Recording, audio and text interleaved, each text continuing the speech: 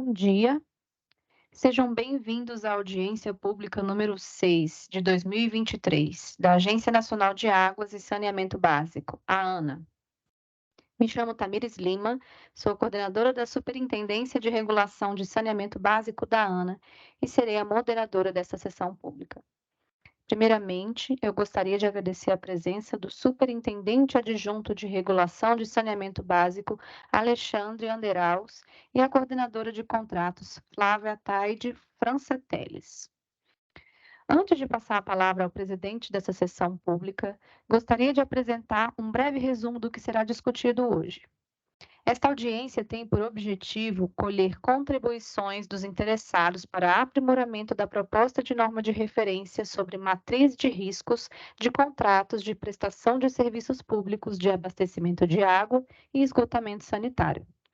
Destaca-se ainda que, desde 5 de setembro de 2023, está aberta a consulta pública número 5 de 2023, que também tem por objetivo colher as contribuições dos interessados sobre essa norma de referência. Essa consulta estará aberta até às 23 horas e 59 minutos do dia 10 de novembro de 2023, no sistema de participação social nas decisões da ANA, disponível em nosso site. As contribuições recebidas nesta audiência e na consulta pública serão consideradas para a elaboração de relatório, que comporá o processo a ser submetido à diretoria colegiada da ANA, para definição da versão final da norma de referência. Dito isso, convido para o seu momento de fala e abertura deste evento na qualidade de presidente desta audiência pública, o Superintendente Adjunto de Regulação de Saneamento Básico da ANA, Alexandre Anderaus. A palavra é sua, Alexandre. Bom dia a todos e a todas. Bom dia, Tamires, Flávia. Bom dia também aos participantes que trarão suas valiosas contribuições logo mais. E também às pessoas que assistirão essa audiência por outros meios. Tá? Iniciando, gostaria de falar um pouco da agenda regulatória, né, que no ciclo atual, né, de 2022, 2024, estamos no eixo temático 9, saneamento básico, né, e esse eixo contém 11 normas de referência sobre aspectos da prestação dos serviços públicos de abastecimento de água potável e esgotamento sanitário. A minuta de norma de referência, a hora em discussão, faz parte desse conjunto e dispõe sobre a matriz de risco para contratos de prestação de serviços públicos de abastecimento de água e esgotamento sanitário. Essa norma tem o objetivo de reduzir a omissão, a incompletude e inadequação dos contratos dos serviços públicos de abastecimento de água e esgotamento sanitário no que tange à alocação dos riscos contratuais, né? Ela pretende ainda, pretendemos ainda com essa intervenção regulatória, né, promover a alocação objetiva, eficiente e equilibrada nos contratos e ainda contribuir para as competências dos titulares do serviço e das entidades reguladoras infranacionais. Então, essa norma de referência de matriz de risco, ela se propõe a contribuir para a padronização dos instrumentos negociais de prestação de serviço, né, de água e esgoto, né? E gostaria de observar também que para a ANA, essa fase de participação social no processo de elaboração das normas de referência é de fundamental importância, né? Então, temos primado muito, né, para que essa participação seja ampla e efetiva.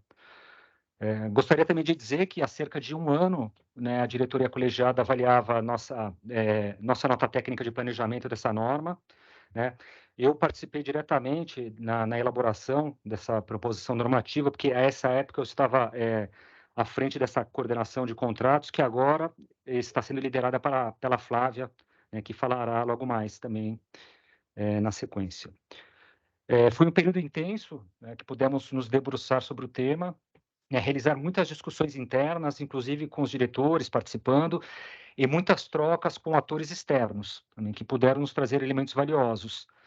É importante dizer que nós contamos inicialmente com uma assessoria especializada da Escola Nacional de Administração Pública, ENAP, né, por meio do serviço que eles realizam, que se chama Evidência Express, né, é uma iniciativa da Diretoria de Altos Estudos da escola, na qual uma equipe de pesquisadores reúne e sintetiza evidências né, para contextualização do problema regulatório. Então, isso foi muito útil para nós aí nessa fase de elaboração do relatório de impacto regulatório. Contamos também com uma consultoria, PGLO, contratada via Banco Interamericano de Desenvolvimento, BID, e é importante ressaltar, né, o apoio que o BID está nos dando, não só nessa norma de referência, mas em outras muitas, né? Então, temos tido um apoio valioso do BID. Tá? Bom, em linhas gerais, essa minuta de norma que a Flávia apresentará na sequência, né, só gostaria de ressaltar um importante ponto dessa proposição, né, primeiro que nós fizemos uma proposta de matriz sintética, objetiva e não exaustiva, nós preservamos a autonomia dos titulares, né, na medida em que eles podem, em eventual processo de modelagem licitatória, adaptar nossa proposta para a realidade local, né, de forma fundamental e com a participação da respectiva entidade reguladora infracional, né, que inclusive nós tivemos a preocupação de trazer essas entidades para mais perto do processo, né, de empoderá-las. Bom, por fim, vocês vão ouvir isso várias vezes hoje, convidamos todos a contribuírem na consulta pública, que ainda está aberta por mais alguns dias. Tá? Então, eu retorno a palavra para a moderadora da audiência, Tamires.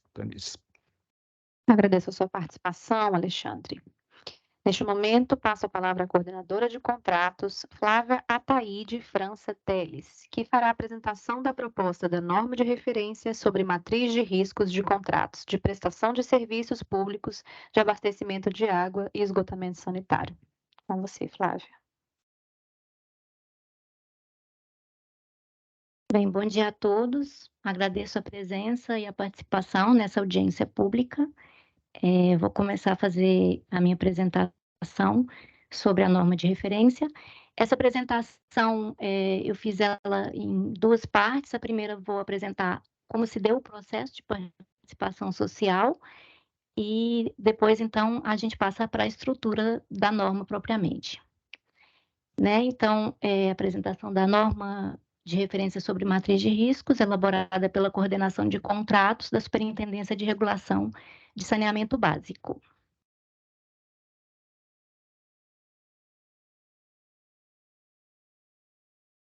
Enquanto abre a apresentação, eu adianto um pouquinho aqui, retomo o problema regulatório que a gente identificou no início desse processo, né, que foi a omissão, a incompletude, adequação no que se refere à alocação dos riscos nos contratos do setor de abastecimento de água e saneamento básico e esgotamento sanitário, abastecimento de água e esgotamento sanitário, desculpem.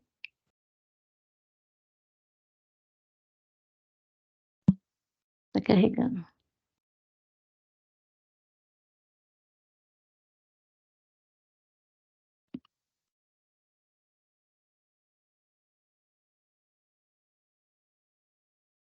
Estamos apenas aguardando a apresentação ser compartilhada, e nós vamos retomar aí a fala da Flávia. Tivemos um pequeno probleminha técnico aqui no nosso computador com a apresentação e ela vai ser reaberta aqui. Nós pedimos alguns minutinhos para os nossos participantes, por gentileza.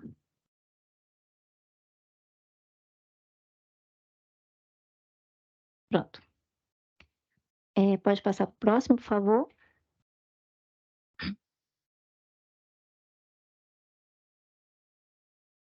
Então, aqui, retomando o problema regulatório, que já foi dito, o próximo, por favor.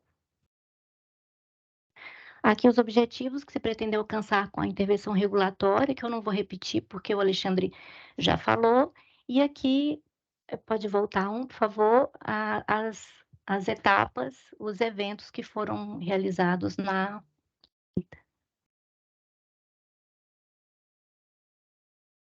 Mais um, aí.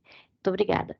Então, todos os eventos que foram realizados para participação social na elaboração dessa norma. Primeiro foi o diálogo sobre as alternativas regulatórias, que foi realizado no dia 5 de abril de 2023. Em segundo, a tomada de subsídios documental número 2, realizada no período de 10 de maio a 5 de junho. Em terceiro, uma consulta interna, número 6, que ficou disponível de 26 de julho a 2 de agosto de 2023. A consulta pública número 5, como já dissemos, que está disponível desde o dia 5 de setembro e segue aberta até 10 de novembro, e aproveitamos todas as oportunidades para solicitar a participação e contribuição dos senhores e das senhoras, e a presente audiência pública número 6. O próximo, por favor, eu vou passar bem rapidamente sobre cada um deles, não vou tomar muito tempo. O primeiro foi o diálogo sobre as alternativas regulatórias, que foi realizado no dia 5 de abril. Foi um evento online ao vivo e disponibilizado um formulário online. Tivemos em participações 17 inscritos para manifestações orais, 106 respostas ao formulário, e durante a audiência um pico de 190 pessoas acompanhando a audiência. Foram nesse evento apresentadas 4 alternativas, e pelas respostas, né, pelas manifestações orais e pelas respostas ao formulário, as mais indicadas, as preferidas, digamos, foram as alternativas 2 e 3. Então, dando sequência ao processo, foi aplicada a metodologia de análise multicritério, e a alternativa 2, ao final, foi a que se apresentou a mais adequada. O próximo, por favor. Na sequência, foi realizada a tomada de subsídios número 2, e aqui o documento proposto era uma matriz de riscos com 82 riscos e 5 questões abertas. Nesse momento, não tínhamos ainda uma minuta de norma, né? Essas questões abertas deram alguns subsídios para iniciar a elaboração dessa minuta. Contribuições recebidas foram 451 de 22 participantes pelo sistema de participação social da ANA, né? E aqui eu coloco que esses 82 riscos, eles não foram elaborados pela equipe da coordenação de contratos, mas eles foram selecionados de um universo de 524 riscos, coletados a partir da análise de 15 contratos de concessão e PPP, contratos de prestação de serviço de abastecimento de água e esgotamento sanitário. E é bom lembrar algumas das respostas que tivemos, algumas das contribuições que tivemos aqui. Muitos riscos dessa matriz proposta, então, foram considerados importantes que fossem mantidos, mas outros eram apontados como não sendo riscos, como sendo, algumas vezes, responsabilidades legais, né, ou obrigações de fazer que deveriam estar previstas em outras cláusulas do contrato, né, algumas contribuições também no sentido de que a alocação apontada não seria a melhor, e também muitas contribuições de redação. Na sequência da tomada de subsídios, fizemos uma consulta interna, né, e esse também é um momento muito importante, que tem a participação dos servidores, dos técnicos da ANA, né, e a gente pode perceber se tem alguma transversalidade dessa norma com outras competências da agência. E, por fim, a consulta pública, que segue aguardando a contribuição dos senhores e das senhoras, e a presente audiência pública. E pode ir para o próximo, por favor. E antes de entrar, então, na estrutura da minuta da norma propriamente, eu queria concluir essa primeira parte dizendo que fica, então, demonstrado que, como se deu a participação social desde o início da elaboração dessa norma de referência, né, contribuindo muito nas tomadas de decisões pela equipe. E mesmo quando uma sugestão não é acatada, ela ainda contribui muito com o debate interno e sempre traz elementos relevantes. A norma, assim, é feita num processo participativo e transparente, o que lhe confere confiança e credibilidade.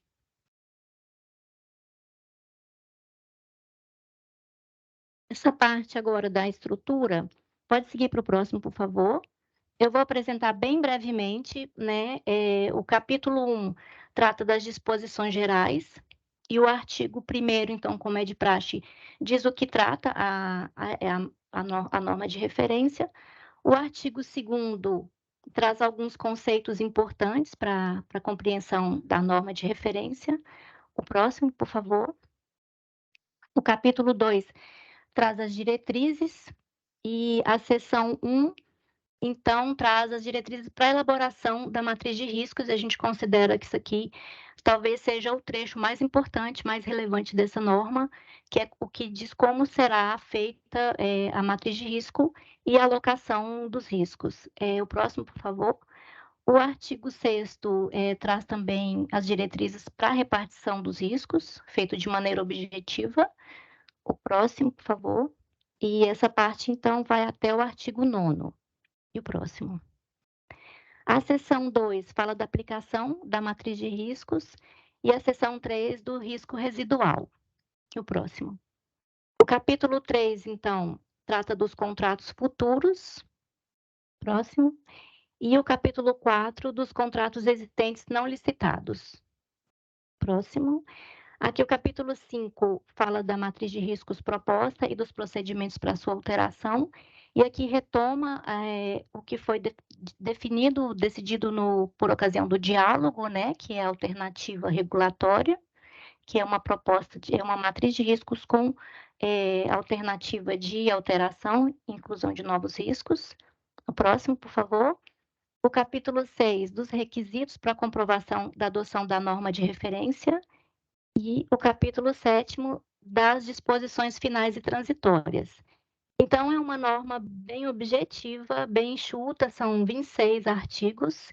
E agora a gente segue para a estrela principal, que é a matriz de riscos proposta, é o anexo 1 da norma. E então a gente fez essa matriz aqui com 3 colunas. Na primeira coluna, descreve o tipo de risco, e eu levanto que essa coluna também foi uma sugestão de várias contribuições na tomada de subsídios. Essa nomenclatura, a gente tem que destacar que não tem um consenso na literatura e nem nos contratos que a gente analisou, então, ela é usada aqui para fazer uma melhor visualização da matriz, organizar a matriz também, facilitar que se encontre o risco que se busca. Mas, na verdade, essa nomenclatura aqui não é o mais importante. Aqui, o que a gente reputa mais importância são a descrição do risco e a alocação, que devem ser feitas de acordo com a seção 1 do capítulo 2. Então, passando rapidamente aqui, os riscos 1 e 2 são os riscos governamentais ou administrativos, os riscos 3, 4 e 5, riscos patrimoniais. Próximo. Riscos de demanda, 6 e 7. Riscos sociais, o 8 e o 9. Risco político, 10. O risco jurídico, 11. Próxima. Riscos econômicos financeiros, de 12 a 15. O risco arqueológico é o 16. Esse risco, nas matrizes, nos contratos que a gente analisou, ele vinha normalmente junto com o risco climático e o risco geológico. E aqui a gente desmembrou e fizemos, então, 3 riscos. Riscos do negócio, de 19 a 21. Risco climático também é um que merece alguma observação. Hoje, diante do que temos observado acontecendo, né, o risco climático é um risco que deve obrigatoriamente estar na matriz de risco de qualquer contrato, de qualquer setor, e no setor de saneamento especialmente impactado por esse risco climático. No diálogo, nós ouvimos muito a expressão crise hídrica, né? E é bem o que essa descrição do risco diz, a situação de escassez de recursos hídricos. Então, o tipo, nós denominamos risco climático, mas a descrição do risco é a situação de escassez hídrica. Responsabilidade ambiental, 23, e responsabilidade civil, 24, também vou falar um pouquinho. A gente compreende que, assim como também tivemos algumas manifestações na tomada de subsídios, a responsabilidade legal não configura um risco, né? E algumas contribuições nos disseram isso. Num primeiro momento, nós pensamos em retirar esses 2 riscos da matriz, mas analisamos melhor e, considerando outras contribuições também, que foram no sentido de fazer contribuições de redação, ou mesmo que a alocação ali sugerida talvez não fosse a melhor, a gente entendeu que era melhor mantê-las na matriz, porque aqui a gente poderia dar uma boa orientação sobre tanto a descrição do risco quanto a alocação segundo as determinações legais dessas responsabilidades. O próximo. Fato do príncipe ou fato da administração, então os riscos de 25 a 29, e os riscos de força maior e caso fortuito, também falo um pouquinho sobre eles, considerando a natureza dos contratos de prestação de serviço de saneamento básico, que são contratos de longo prazo, então é natural que uma matriz de risco não consiga prever todos os riscos possíveis de acontecer durante o período de vigência do contrato. Então, aqui a gente chama essas cláusulas de fechamento, elas trazem uma descrição bem próxima do que é a definição de caso fortuito ou força maior, mas a intenção aqui realmente é trazer essa abrangência de um futuro risco que não esteja previsto e que venha a ocorrer já com uma redação feita nos termos do que define aqui a seção 1 do capítulo 2 dessa minuta de norma, e assim como a alocação seguindo as diretrizes do artigo 6º. E, por fim, é isso. Agradeço a atenção, agradeço a presença de todos e aproveito para reforçar mais uma vez o convite para participação na consulta pública número 5, e até que permanece aberta até o dia 10 de novembro. Obrigada. Agradeço a Flávia pela sua explanação da proposta de norma de referência sobre matriz de riscos e convido o superintendente adjunto de regulação do saneamento básico da ANA, Alexandre Anderaus, para explicar as regras de participação dos inscritos na audiência pública. Bom, hoje serão realizadas manifestações orais daqueles que solicitaram sua inscrição por e-mail até às 18 horas do dia 29 de outubro, horário e data limite para inscrição, conforme informado no aviso de audiência pública. As manifestações deverão ocorrer no idioma português, de forma concisa, objetiva, cortês e com urbanidade. Ressaltamos que é fundamental que o limite de tempo seja observado para o bom andamento dos trabalhos e que a não observância das regras dessa audiência pode implicar a retirada do participante ou até mesmo a interrupção do evento. Cada participante terá 8 minutos, para sua manifestação, e faltando 1 minuto para o término do tempo, a moderadora avisará que o tempo de contribuição está se esgotando. Importante ressaltar que as contribuições recebidas serão analisadas e o seu resultado integrará o relatório de análise de contribuições que auxiliará a diretoria colegiada da ANA em sua deliberação final. Então, devolvo a palavra para Tamires. Obrigada, Alexandre. Portanto, neste momento, faremos a chamada para as manifestações orais. Solicitamos que o participante abra sua câmera e microfone somente no momento que for convidado a realizar a sua fala e se identifique, dizendo o nome e a instituição que representa. Aos demais participantes que estão aguardando o momento para a sua manifestação, pedimos que mantenham sua câmera e microfone fechados. Chamo agora, por favor, solicito que a senhora Kelly Ribeiro Félix de Souza abra sua câmera e microfone. Ela é coordenadora jurídica da Associação e Sindicato Nacional das Concessionárias Privadas de Serviços Públicos de Água e Esgoto, ABICOM, Sindicom. Olá, bom dia. Eu sou a Ana Paula, eu também represento a ABICOM. A doutora Kelly, ela precisou sair para uma outra agenda, mas como eu sou a próxima da lista, se eu puder começar a falar em nome da ABICOM, eu agradeço. Perfeito, Ana Paula. Seu tempo, então, inicia agora. Bom dia a todos. Primeiramente, gostaria de agradecer a Ana pela oportunidade de a gente estar discutindo esse tema que é de grande importância para o setor de água e esgoto. E o nosso objetivo aqui é passar rapidamente por 6 pontos da norma de referência. O primeiro deles se refere ao artigo 23, que estabelece a incidência da norma de referência às concessões plenas e às PPPs naquilo que couber. O que nos parece, a sugestão da ABICOM, é que a incidência, a aplicação da norma de referência para as PPPs não seja apenas no que couber, mas seja integralmente, assim como aplicado para as concessões plenas, tá? Isso porque, como a gente sabe, há diversas PPPs firmadas pelas estatais prestadoras do serviço público, e ainda um potencial muito grande para a celebração de novas PPPs, especialmente para esgotamento sanitário. Então, como essas PPPs, elas seguem lógicas muito semelhantes, racionais muito semelhantes, inclusive sob viés técnico, de econômico-financeiro também, nós sugerimos que a aplicação para as PPPs da norma de referência se dê da mesma forma que a aplicação para as concessões plenas. O próximo ponto é em relação ao artigo 25, que estabelece uma regra de preservação dos contratos licitados. Ou seja, quando o contrato licitado prevê a matriz de risco, deve ser seguida a matriz de risco conforme ele estabelecido naquele contrato, e não a matriz de risco agora sugerida na norma de referência e a matriz de risco futuramente estabelecida pela entidade reguladora internacional.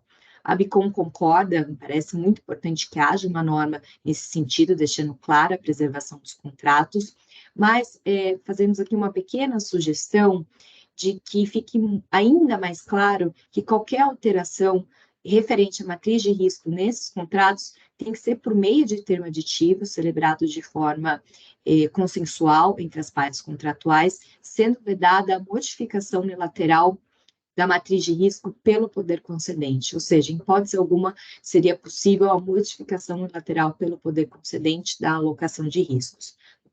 Nos parece que é importante que haja, na norma de referência, uma diretriz nesse sentido. O próximo aspecto, e aqui a gente já entra na matriz de risco propriamente dita, é em relação ao item 3 da matriz, que trata dos vícios ocultos. Hoje, a norma de referência diz que os vícios ocultos identificados em até 12 meses após a transferência do sistema é um risco do titular. O que parece para a BICOM é que esse prazo de 12 meses, ele é uma métrica muito difícil de ser mensurada, né? A gente não pode deixar esse risco condicionado a um certo período, porque em muitos casos um determinado vício ficou oculto por décadas, por anos, e não é possível determinar uma métrica definindo um momento a partir do qual o prestador teria condições para conhecer esse vício, sendo que esse vício, como eu disse, por vezes passou décadas sem ser identificado. Então, pensando nisso, a BICOM traz uma sugestão que estará refletida nas contribuições apresentadas na consulta pública, no sentido de que não haja essa limitação dos 12 meses, na forma como exposta, mas sim que haja a seguinte hipótese. O concessionário, o prestador, uma vez identificado o vício, ele deve reportá-lo a todos os interessados, poder concedente, agência reguladora, em até 12 meses do momento de constatação desse vício. Caso o prestador não informe dentro desses 12 meses, esse risco pelo vício oculto deixa de ser um risco do titular e passa a ser um risco do prestador. Então, essa é uma sugestão da BICOM para que a gente encontre aqui um meio termo, buscando melhor equilibrar a questão dos vícios ocultos, tanto para o titular quanto para o prestador. O próximo ponto se refere ao item 10 da matriz de risco, que trata do reajuste. Segundo a matriz de risco sugerida pela norma de referência, o atraso ou a supressão do reajuste é um risco do titular. A BICOM concorda com essa alocação, ela é correta, mas sugere-se que fique bastante claro na norma de referência que a única hipótese e que esse risco deixa de ser um risco do titular e passaria a ser um risco do prestador seria a hipótese de erro de cálculo apresentado pelo prestador. Em nenhuma outra hipótese, esse risco de atraso ou supressão do reajuste poderia ser um risco do prestador. Então, a nossa sugestão é que fique bastante claro que há uma única hipótese de inversão desse risco, que é a hipótese, como eu disse, de erro no cálculo apresentado pelo prestador. O próximo ponto refere-se ao item 23 da matriz de risco, que trata da remediação dos passivos ambientais. Segundo a norma de referência, esse é um risco do titular quando esses passivos ambientais não estiverem identificados no edital e forem anteriores à transferência do sistema. Aqui, a BICOM sugere que fique muito claro o que se fala quando se refere ao edital. No entendimento da Bicom, quando se refere ao edital, estamos nos referindo tanto aos documentos vinculantes, de caráter vinculantes do edital, como também os documentos referenciais, como, por exemplo, os estudos que acompanham os editais. Nos parece importante que esses vícios eles não estejam identificados tanto nos documentos vinculantes quanto nos referenciais. Por fim, o último ponto refere-se ao item 25 da matriz de risco, que trata da mudança na legislação e nos regulamentos que impactem a prestação de serviços. Segundo a norma de referência, esse é um risco do titular. A Bicom aqui também concorda com essa alocação de risco, nos parece correta, mas nós trazemos a sugestão de que, ao lado da mudança na legislação e a mudança nos regulamentos, também seja prevista a mudança de entendimento da administração pública. Como a gente sabe, por vezes, nem sempre a lei muda, o regulamento muda, mas a interpretação da administração sobre um determinado ponto da lei, do regulamento, pode mudar. E nos parece que essa é uma das causas de reequilíbrio econômico-financeiro, né? Inclusive, na tomada de subsídios, no item 28 da matriz que constou da tomada de subsídios, havia essa referência a mudanças de interpretação pela administração pública. Então, a nossa sugestão é que seja retomada, né, essa previsão que constou da tomada de subsídios, para que fique muito claro que mudanças de interpretações também estão aqui inseridas como risco do titular ao lado das alterações na lei e nos regulamentos. Esses são os pontos que nós optamos por destacar, mas a Bicom submeterá, dentro do prazo, diversas outras contribuições no âmbito da consulta pública, e nós agradecemos aqui a possibilidade de participação e reforçamos que a Bicom segue aberta para manter o diálogo com todo o setor a respeito da matriz de risco que está sendo discutida e também de todos os outros temas importantes para o setor. Obrigada. Obrigada, Ana Paula. Usou exatamente os seus 8 minutos disponíveis.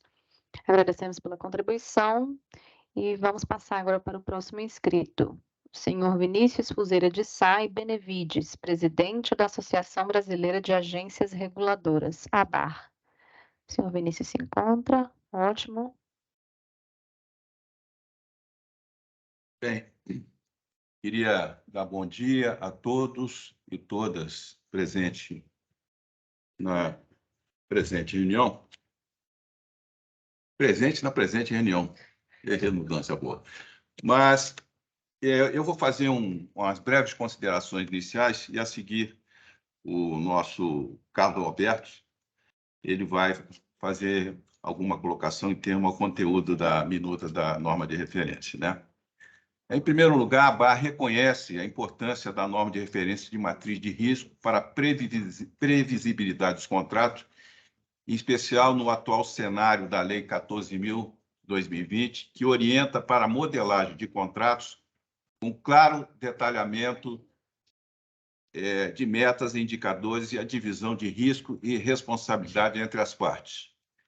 É consenso entre nós que a matriz de risco incrementa uma coisa muito importante, que é a segurança jurídica para as partes e para o regulador, em especial na tendência de regulação contratual que vem sendo delineada para o saneamento básico.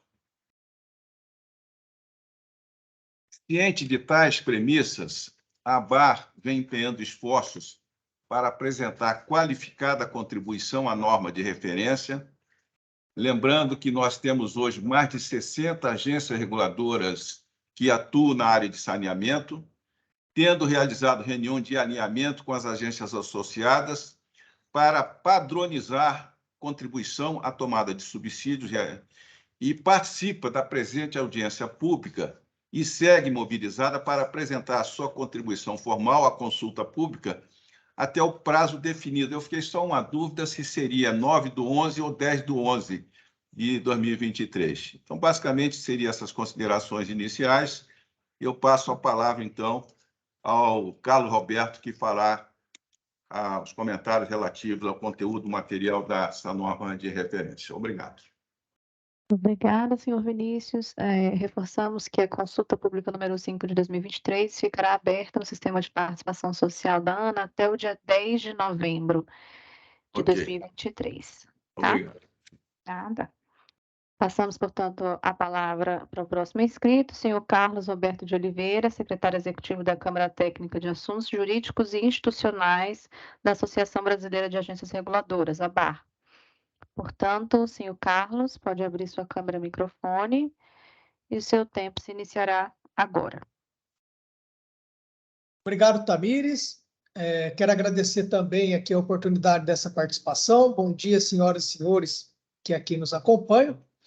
Como o nosso presidente Vinícius destacou, nós aqui temos, dentro da ABAR, um consenso sobre a importância dessa norma de referência e dizer que a importância para nós reguladores, ela tem destaque na medida em que nas revisões contratuais nós nos deparamos muito com questões relacionadas à discussão sobre a distribuição de riscos. Então, como o presidente Vinícius destacou, fizemos aqui uma reunião preliminar, já discutimos o assunto desde o mês de junho, né, e estamos agora empenhados para formalizar nossa contribuição formal até o dia 10/11. Creio que nós tivemos já aqui uma participação da Bicom, que trouxe algumas considerações relevantes, que nós também concordamos com algumas, né, e temos algum dissenso em alguns pontos em termos de redação. Dizer que fizemos aqui uma leitura bastante atenta e fizemos uma comparação entre aquilo que foi proposto, né, como perguntas e questionamentos na tomada de subsídios e fizemos uma comparação com o que nós temos agora em termos de redação final. Gostaria de dizer que, para a gente, aqui ficou bastante claro, né, essa premissa de que foi adotada pela ANA, né, nessa ideia de adotar um pouco daquilo que seriam distribuição de riscos, como riscos objetivos que podem impactar um contrato, e enxugaram muito a proposta da norma com o conceito de que muito do que ali constava era classificado apenas como responsabilidade legal. Então, a gente percebeu que existia um enxugamento, né, nós tivemos uma redução, né, do que era proposto na tomada de subsídios para agora, nessa norma com os 31 tópicos que foram lançados. Nesse sentido, gostaria até de propor, isso foi um pouco da nossa discussão interna na ABAR, e aí é importante entender que as nossas contribuições, elas têm uma pauta muito voltada para a prática de nossas vivências regulatórias. Então, nós nos pautamos aqui em muitos processos de muitos reguladores com problemas que foram identificados no dia a dia das revisões contratuais. Então, como o presidente Vinícius destacou em nome da ABAR, né, nós temos essa preocupação com a segurança e a previsibilidade para esses contratos. Então, a nossa proposta trazida agora formalmente, para, primeiro, dizer que nós concordamos com os 31 tópicos que ali estão, são tópicos relevantes. Temos algumas pequenas contribuições que serão encaminhadas até o dia 31 para esses tópicos que foram lançados, mas nós gostaríamos de chamar a atenção para outros pontos, que são aqueles que integraram a tomada de subsídios e não vieram agora para a redação da norma. Então, eu fiz aqui um levantamento de alguns pontos que foram destacados inicialmente na nossa contribuição, que foram trazidos na tomada de subsídio e não vieram agora para a norma. Então, alguns pontos que são muito sensíveis, e aí digo sensíveis na questão do relacionamento da revisão contratual, ou seja, muitas discussões jurídicas envolvem esses pontos, né, que eu gostaria de chamar a atenção.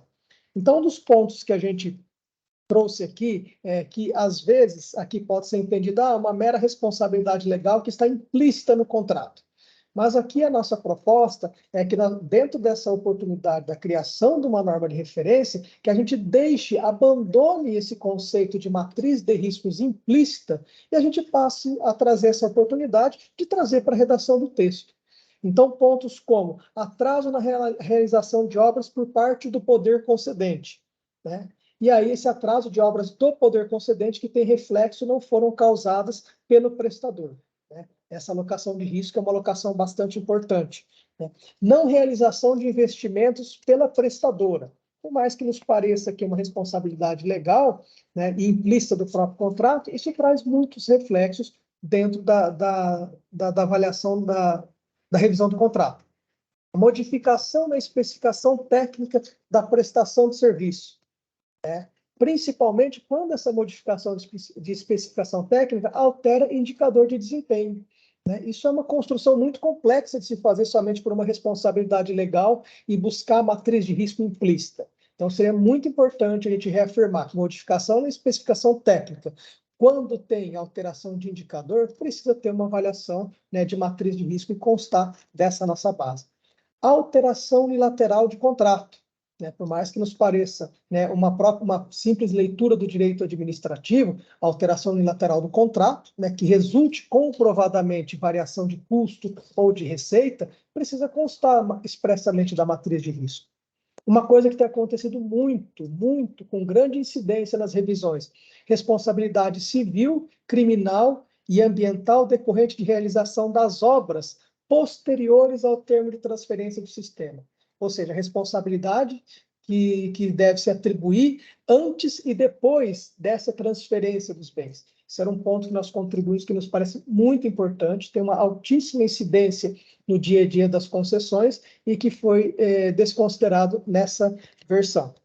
Outro ponto de extrema relevância, né? Problemas e vícios que são revelados no edital de licitação, né? E que possam ser de conhecimento dos licitantes durante ali o período das propostas, né? A quem eu aloco esse risco?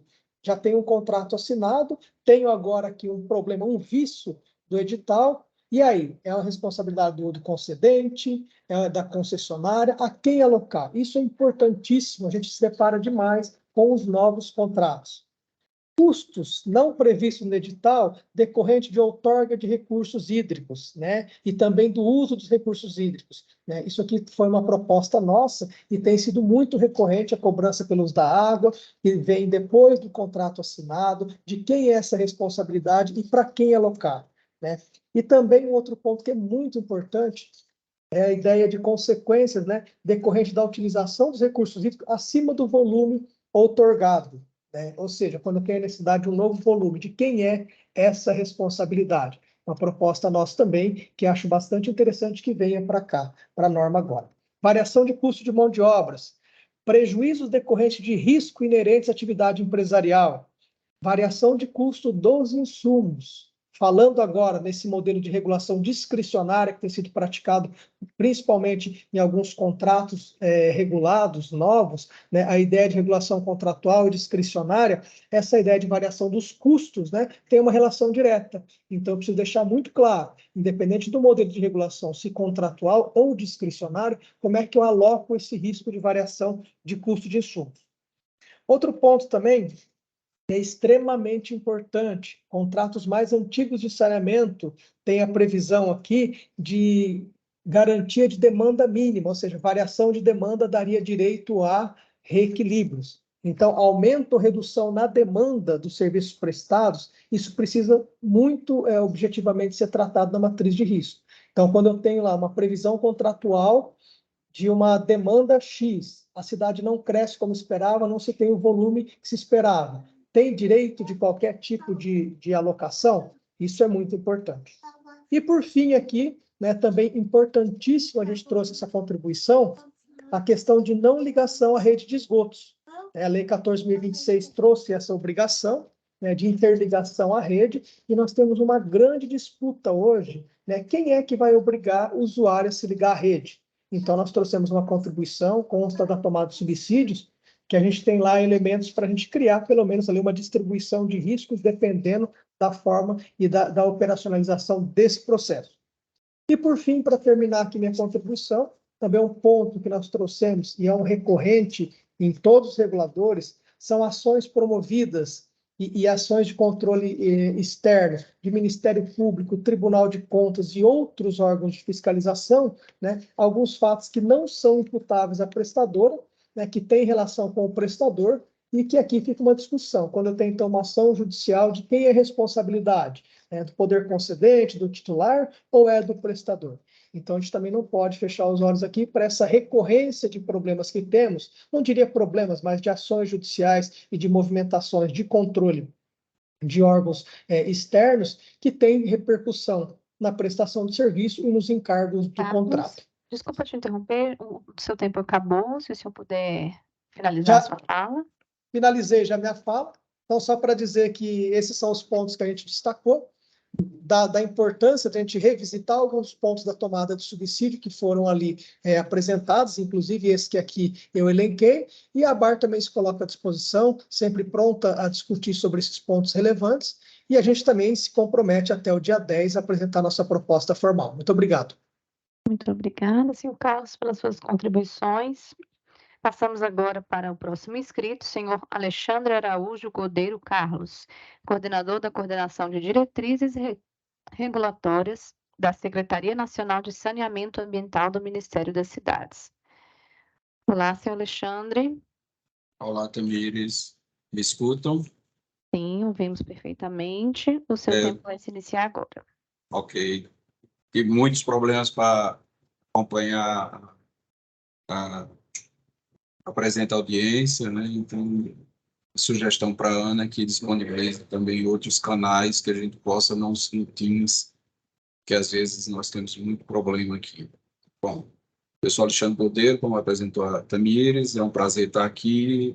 Inicialmente, parabenizar e irmanar aqui ao Carlos, e ao finalzinho da apresentação da jovem da PECOM, que nós parabenizamos a Ana por esse esforço, e sei que é um esforço bastante grande. Então, parabenizar toda a equipe, e não só da superintendência, mas também da coordenação responsável por essa tarifa, se não me falha a memória. Bom, a Secretaria tem algumas preocupações. Primeiro, a preocupação de que o Decreto 11.599, vou bater muito nesse assunto em todas as audiências que eu participar, ele seja cumprido. Então, o prazo mínimo para adequação e internalização dessa norma de 12 meses, claro que pode ser antes, o Carlos falou aqui, o Carlos Alberto, da ABA, mas ele é da área PCJ, se a área PCJ decidir que internaliza antes, há uma brecha para ela fazer isso, o próprio decreto. Então, isso é uma coisa que é possível de ser feita. Então, não só isso, mas considerar também os objetivos e os requisitos da Política Federal de Saneamento, pensando em todos, pensando no usuário final. Nós estamos falando de risco, uma planilha de risco, proposta de matriz, em que isso é fundamental. Eu senti falta, de forma geral, de uma metodologia de como isso se colocaria. Senti falta também mais da definição na norma do papel do ente regulador, já visto mesmo sendo uma regulação contratual, como observou o Carlos. Quando houver o pedido de ajuste ou de reequilíbrio do contrato, ele necessariamente vai passar por uma entidade reguladora infranacional. Então, esse papel, para mim, tem que ter claro. E eu também senti falta de na matriz de risco, alguma alocação de risco para o próprio usuário, além do prestador de serviço e da própria entidade reguladora infranacional. Então, assim, acho que tem mais atores do que só o titular e o prestador de serviço, e eu não sei se isso foi considerado. Como Carlos, eu olhei, me referi muito a ele, porque foi a última apresentação, eu olhei bastante as perguntas e senti falta, embora concorde com a maioria desses pontos que foram levantados aqui na matriz, e agora indo para a matriz para objetivar as contribuições, Então, por exemplo, do risco político, tem o atraso, a suspensão, a supressão do reajuste da tarifa, na forma estabelecida no contrato, é imputável ao prestador. Então, e se não for um atraso que o prestador deu causa, se for, aliás, o titular, que é o caso, a alocação do risco, se isso ficou no análise judicial, proposto, como o Carlos falou agora, no último ponto dele, se não me engano, do controle externo, ou mesmo uma insatisfação do prestador com algum tipo de atividade do contrato em que ele judicializou, certo? Quem é esse risco? Então, há que se estabelecer isso com clareza. O risco jurídico, para mim, ele tem que ser um pouco mais detalhado. Ele não é só do titular, ele pode ser distribuído, como o Carlos acabou de falar, pode ser distribuído para o prestador também, porque não é só o titular que judicializa, então é só a judicialização, não é só referente às ações do próprio titular. Quando não houver matriz de risco, na contratação, isso, ou ela foi incompleta, quem vai avaliar essa situação? De quem é o risco para isso? Então, e assim, aí, mais estabelecidamente, qual é o papel da entidade reguladora infranacional? Me pareceu muito direcionada a norma para a matriz em uma regulação contratual. Então, eu fiquei com essa dúvida, a nossa equipe aqui ficou com essa dúvida, tá? Em relação à questão, só para focar numa responsabilidade, na responsabilidade ambiental, eu concordo plenamente com os riscos que foram levantados, que acontecem depois que é assinado o contrato, que a prestação passou aqueles 12 meses que está estabelecido aqui, esse prazo eu também gostaria de um esclarecimento desses 12 meses. Mas, assim, focando na responsabilidade ambiental, aqueles riscos, aquelas ações que foram causadas, eu acho que o Carlos também abordou sobre isso, não só ambiental, mas criminal, etc. E tal, que foram causadas durante a concessão. De quem é essa responsabilidade, de quem é o risco para isso, tá? Não é aquelas que estavam ocultas ou que foram, mas aquelas que foram determinantes de uma obra, de um empreendimento, por uma ação. Então, quem é essa responsabilidade? Então, o risco ambiental não pode ser alocado só para o titular, né? E outra coisa é o seguinte: a gente não pode fechar os olhos, por exemplo, a essa pandemia que houve da Covid. Então, o risco de força maior, o Covid, que trouxe uma grande discussão sobre reequilíbrio de contrato, a obrigação de prestar o serviço independente do pagamento ou não. Isso fica para quem? Para o titular do serviço? Ou ele vai embutido no contrato? E que decorrência desses riscos todos ela tem para o usuário, que no final é quem custeia todo o sistema. Então, há uma preocupação de que isso impacte na tarifa e qual o impacto que isso vai ter. Então, em resumo, e dizendo também que nós mandaremos as contribuições dos pontos no prazo estabelecido, agradecer a oportunidade e devolver a palavra para a Tamires e, mais uma vez, parabenizar toda a equipe pelo esforço e pelo trabalho. Obrigado. Muito obrigada, senhor Alexandre Godeiro. Ressaltamos apenas uma informação: nós tivemos um problema técnico com a transmissão ao vivo do YouTube e por isso nós não conseguimos transmitir essa audiência ao vivo no YouTube, mas ela está sendo gravada neste momento aqui no Vai Teams. ser disponibilizada? Isso, e será disponibilizada Porque posteriormente no nosso exatamente, como eu tive dificuldade de acessar, de entrar, até conversei particularmente no inbox com o próprio Carlos e o Anderhaus, eu achei e tentei acompanhar pelo YouTube, então faz desde as 9 horas que eu estou tentando entrar na audiência e não consigo. Eu sei que é a internet do Ministério. Será disponibilizado depois da nossa audiência. Ok. Tudo bem? Obrigado. Agradecemos a sua participação e contribuição. Bom dia. Antes de nós finalizarmos essa audiência, eu percebi que a senhora Kelly Ribeiro, que estava inscrita, coordenadora jurídica da Associação e Sindicato Nacional das Concessionárias Privadas de Serviços Públicos de Água e Esgoto, da Bicom Sindicom, ela entrou depois do momento de fala, que seria para ela. Eu gostaria de saber se ela gostaria de se manifestar nesse momento, ou se nós podemos passar para o encerramento, por gentileza, senhora Kelly. Não, Tamires, bom dia, eu agradeço a delicadeza, mas a Ana Paula já falou representando a Bicom. Muito obrigada. Perfeito, agradeço, portanto. Neste momento, eu passo a palavra para o superintendente adjunto de regulação do saneamento básico da ANA, Alexandre Anderhaus, que fará o encerramento dessa sessão pública. Bom, antes de encerrarmos, nós gostaríamos de agradecer a presença de todos que participaram da audiência, né? Agradecer também aqui a Tamires, a Flávia, que é coordenadora de contratos. Agradecemos também as manifestações trazidas aí pelos inscritos, né? Foram poucos inscritos, mas manifestações muito importantes, né? Que trouxeram muitos elementos, né? Agradecemos também aos cidadãos e representantes das instituições interessadas no tema, que certamente assistirão essa audiência posteriormente pelo YouTube. E importante lembrar, também, mais uma vez, né, que a consulta pública número 5 de 2003, desta norma de referência, continua aberta, né, para novas contribuições que poderão ser encaminhadas até às 23h59 do dia 10 de novembro de 2023, via sistema de participação social das decisões da ANA. Né, e reforçar que essas contribuições sempre nos ajudam a aperfeiçoar a proposta normativa. Bom, dito isso, eu declaro encerrada a audiência pública da ANA número 6 de 2023 e, mais uma vez, agradeço a participação de todos. Bom dia.